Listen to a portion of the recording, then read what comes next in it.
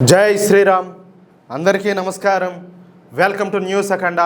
నేను మీ కస్తూరి శ్రీధర్. మిత్రులారా, మొత్తానికైతే మన దేశ విద్యాశాఖ మంత్రి అయినటువంటి ధర్మేంద్ర ప్రధాన్ గారు తన రాజీనామా లేఖను ప్రధానమంత్రి నరేంద్ర మోడీ గారికి అయితే సమర్పించారు. ఆ లేఖలో ఆయన ప్రధానంగా కొన్ని విషయాలు అయితే చెప్పినారు. నేను 40 సంవత్సరాలుగా రాజకీయాల్లో ఉండా. పేపర్ లీక్ అనేది ఎడ్యుకేషన్ మాఫియా వల్ల జరిగింది. దానిపైన స్పందించి నేను పరీక్షను మళ్ళీ కూడా నిర్వహించా. అంటే ఈ నీట్ ఎగ్జామ్ వల్ల 2 సార్లు కూడా నిర్వహించారు కదా. అంతేకాకుండా వచ్చే సంవత్సరం నుంచి పరీక్షలను కంప్యూటర్ ఆధారిత పరీక్ష అంటే సిబిటి పద్ధతిలో జరపాలని చెప్పేసి నిర్ణయం కూడా తీసుకున్నా. అయితే మొదటి రోజు నుంచే ఈ విషయంలో జరిగిన పరిణామాలకు అలాగే నిరసనలకు నేను పూర్తి స్థాయిలో బాధ్యత అయితే వహిస్తున్నా. జరిగినటువంటి తప్పును కూడా అంగీకరిస్తున్నా.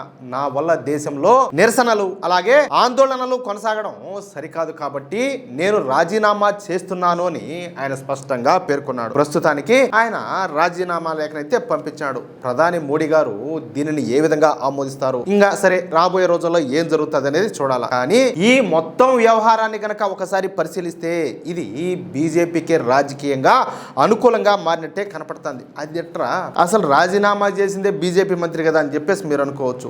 ప్రజల్లో ఒక రకమైనటువంటి జాతీయ చైతన్యం వచ్చి ప్రభుత్వాన్ని ప్రశ్నించాలనే భావన వచ్చినా చివరికి జరిగినటువంటి పరిణామాలు మాత్రం ప్రభుత్వానికే అనుకూలంగా మారినాయి. ఎందుకంటే మన ప్రధాని మోడీ గారు స్వయంగా వీడియో సందేశం ఇవ్వడం ప్రజలకు చాలా బాగా నచ్చింది. ఆ వెంటనే ఈ రాజీనామా నిర్ణయం కూడా వచ్చేసింది. నిజానికి ప్రారంభంలో ప్రభుత్వం ఈ నిరసనకారులను అరెస్ట్ చేస్తాదని చాలా మంది అనుకున్నారు. కానీ ఆ విధంగా అయితే జరగల. కాక్రోచ్ జనతా పార్టీ వ్యవస్థాపకుడు అభిజిత్ దీప్కే ఇండియాలో ల్యాండ్ అయినప్పుడు ఎయిర్పోర్ట్ లోనే అనుమతించారు. ఢిల్లీకి వచ్చి నిరసన చేయడానికి వెళ్తే సాయంత్రం 5 గంటల వరకు కూర్చున్నా బలవంతంగా డిటైన్ చేయడం గానీ లేదా గొడవలు చేయడం గానీ లేకుండా కూర్చోండి అన్నట్టే వదిలేశారు.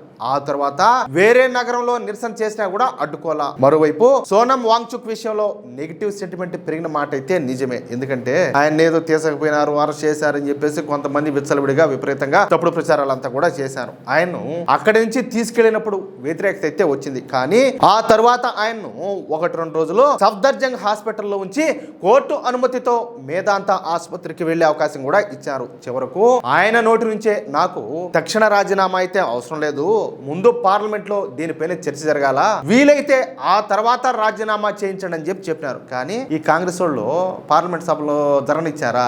జరగనివ్వాల. ఎందుకంటే వీళ్ళ ఆలోచన ఇంకొక రకంగా ఉన్నది. ఇప్పుడు ఏంటంటే మన మోడీ ప్రభుత్వం పార్లమెంట్ లోకి కొన్ని కీలకమైన బిల్లులు తీసుకొస్తుంది. ఎట్టి పరిస్థితుల్లో కూడా అవి పాస్ కాకూడదు అనేది వీళ్ళ యొక్క లక్ష్యం. అర్థమవుతుందా? అందుకనే పార్లమెంట్ లో చర్చలు ఏవి కూడా జరగనివ్వడంలా. సరిగ్గా కాక్రోచ్ జనతా పార్టీ కూడా నిన్నటి స్టేట్మెంట్ లో రాజీనామా అయినా చేయించండి లేదా విద్యాశాఖ నుంచి అయినా తొలగించండి అని చెప్పేసి దాదాపు అదే మాట చెప్పినారు. అయితే చివరికి ఇప్పుడు ధర్మేంద్ర ప్రధాన్ గారు రాజీనామా కూడా చేసేశారు. దీంతో పాటు మన ప్రధాని మోడీ గారు వీడియోలు చేయడం, మిగతా మంత్రులను కూడా ఇన్స్టాగ్రామ్ లో రీల్స్ చేయమండంతో కొంతవరకు పరిస్థితులంతా కూడా మారిపోయాయి. ఇదేంద్ర స్వామి ఏడు పరిస్థితి చూడబోతే ఈ మారి ఉండదు, ఈయనేమో మంత్రులందరినీ కూడా ఈ విధంగా ఇన్స్టాలో రీల్స్ చేయమని చెప్తాడు అని చెప్పి చాలా మంది కన్ఫ్యూజ్ గురైనారు. దేశంలో నేతృత్వం నడుస్తుంది. 400 సీట్లు కనుక వస్తే భారతీయ జనతా పార్టీ రాజ్యాంగం మార్చేస్తాదని చెప్పేసి ప్రతిపక్షాలు ఎన్నికల్లో చేసేటువంటి ప్రచారానికి ఇది ఒక కౌంటర్ లాగా మారిపోయింది. ఇప్పుడు మళ్ళీ ప్రజాస్వామ్యం రాజ్యాంగం అని చెప్పేసి మాట్లాడితే అది వాళ్ళకే బూమరాంగ్ అయ్యే పరిస్థితి అయితే వచ్చేసింది. దీంతో విమర్శలన్నీ కూడా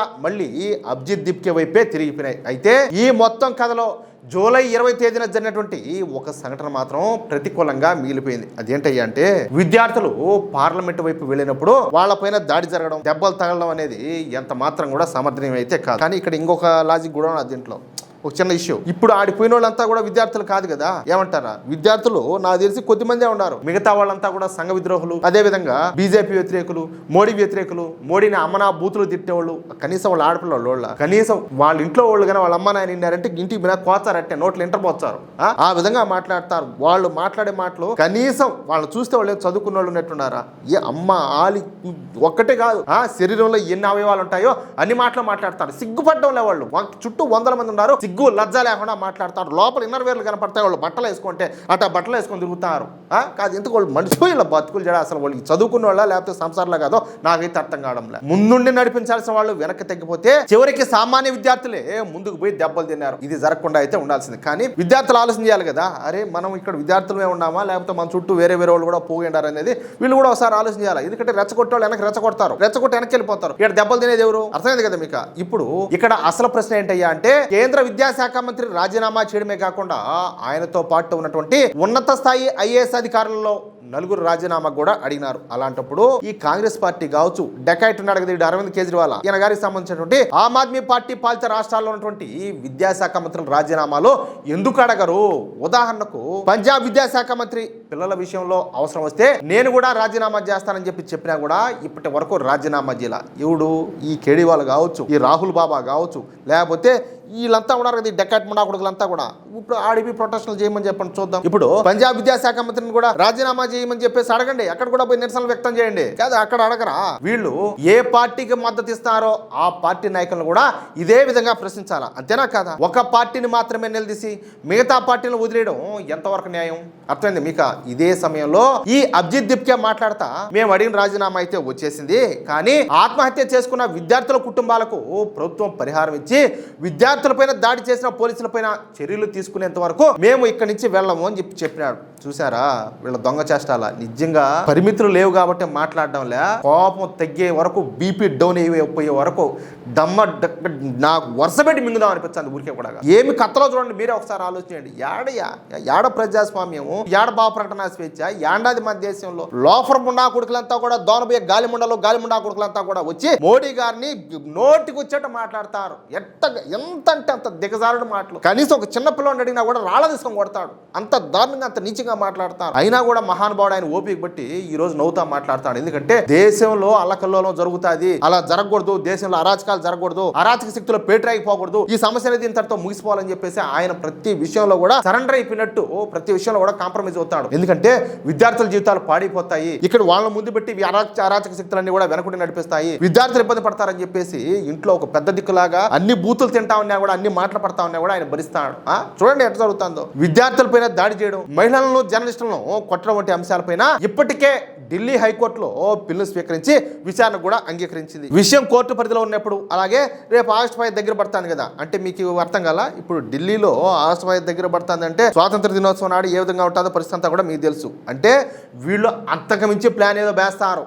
ఆ సమయంలో ఇంకా రోడ్లపైన కూర్చోవడం ఎంతవరకు సరైనటువంటి పరిష్కారమో మీరే ఒకసారి ఆలోచించండి. తేడా వచ్చిందంటే ఈసారి మాత్రం మామూలుగా ఉండదు, ఎర్రగ తెచ్చారంటే. అక్కడ ఉన్న విద్యార్థులకు ఎలాంటి హాని కూడా జరగకూడదు, ఎలాంటి అవాంఛనీయ సంఘటనలు జరగకుండా అంతా కూడా శాంతియుతంగా ముగించుకుని విద్యార్థులు సురక్షితంగా ఇళ్లకు వెళ్ళడమే ముఖ్యం. ఎందుకంటే వాళ్ళ సేఫ్టీ ఇంపార్టెంట్ కాబట్టి. ఇక్కడ వాళ్ళని రెచ్చగొట్టి చెప్పినా కదా, సెలిమంటేసుకునే వాళ్ళు చాలా మంది ఉన్నారు, దానికోసం సిద్ధంగా ఉండేవాళ్ళు. ఏదేమైనా సరే ఈ పరిణామం ప్రజల ప్రశ్నకు వచ్చేటువంటి సమాధానమా, విద్యార్థి ఉద్యమానికి దక్కినటువంటి విజయమా, లేకపోతే రాజకీయంగా పరిస్థితిని తనకు అనుకూలంగా మార్చుకున్న ప్రతివ్యూహమా? ఏ కోణంలో చూసినా కూడా ఈ ఉద్యమం దేశ రాజకీయాల్లో బాధ్యత అనే అంశాన్ని మరొకసారి ఒక ప్రధానమైన చర్చగా అయితే మార్చేసింది. అది అసలు విషయం. చెప్తున్నా కదా, ఇంతకు మించి ఒక రాంగ్ స్టెప్ వేసినా కూడా ఎవరి కర్మకు ఓళ్లే బాధ్యులు.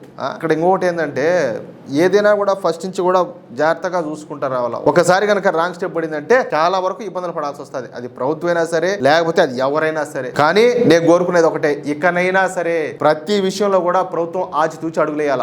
ముందుగా ఏంటంటే ఈ అరాచక శక్తులు, దేశ వ్యతిరేక శక్తులు, హిందూ వ్యతిరేక శక్తుల్లో ఏ మాత్రం కూడా కనికరం, జాలి, దయ అనేది ఉండకూడదు. ఇంకా బలమైన చట్టాలు తీసుకురండి. కనీసం ఏదైనా నోరు తెరిచి ఏదైనా వ్యతిరేకంగా ఒక మాట మాట్లాడినా కూడా నోట్లో నాలిక పళ్ళు ఏ ఉండకూడదు. మొత్తం కూడా అట్టుండాల. మిత్రులారా, ఈ న్యూస్ కనుక మీకు నచ్చినట్లయితే వెంటనే ఈ వీడియోని లైక్ చేసి మీ మిత్రులకు అందరికి కూడా షేర్ చేయండి. అలాగే ఈ వీడియో పైన మీ యొక్క అమూల్యమైనటువంటి అభిప్రాయాలను ఖచ్చితంగా కామెంట్ రూపంలో తెలియజేయండి. అలాగే ఇంతవరకు మీరు కనుక మన ఛానల్ ను సబ్స్క్రైబ్ చేసుకున్నట్లయితే ప్రతి ఒక్కరు కూడా మన ఛానల్ ను సబ్స్క్రైబ్ చేసుకోండి, సపోర్ట్ చేయండి ప్లీజ్. జై శ్రీరామ్, జై హింద్, భారత్ మాతాకి జై.